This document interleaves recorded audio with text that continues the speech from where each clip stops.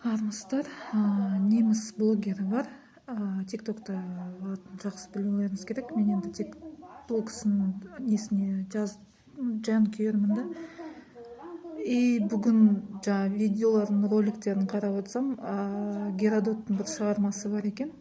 Орыстар жайлы осы қазақ даласындағы Скифия деп аталады. Ысқып деген ол жасушаның ішіндегі несі.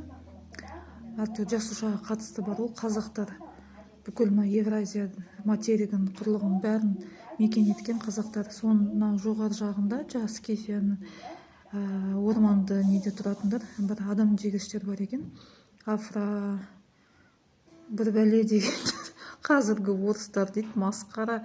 Сонда біздің ата бабамыз сол адам жегіштерден үйленіп, солардан қыз алып, соларға княжество, боярство, Киев салып беріп, Мосқа салып беріп, бүкіл Астрахан хандықтарын барған соларға бүкіл жағдай жасап, ел құрып атасына лет. Енді әлі Кремльдің құлы болып отырмыз.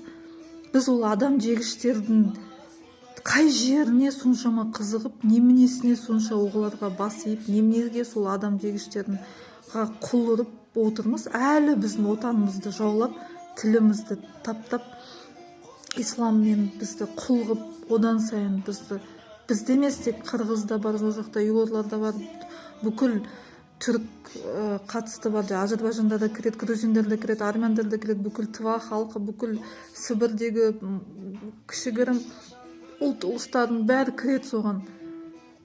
Олар кім соншама? Ол қаяқтағы бір түбі жоқ, тегі жоқ, жетесіз масқара ғой. Сондықтан еш жиятын кез баяғыда келді. Орыс тілін қойыңдар, Кремльге бодау болды қояйық. Өзіміз өз болып, көйлегіміз бөзіп, қазақ мемлекетін құруға, қазақ мемлекеттің егемендігін алуға соған атсалысайық. Қазіргі сайлау бұл бәрі сол Кремльдің ойыны, сол байсымақтардың ойыны. Сондықтан кеуделеріңізде қанша 30% қан қазақ дегенге, ұлтшылдық дегенге жандарыңыз ашса, қазақ мемлекетін құруға ұмтылайық. Ал ол адам жегіштердің ұрпағына мен түкіргенім бар, шын айтсам.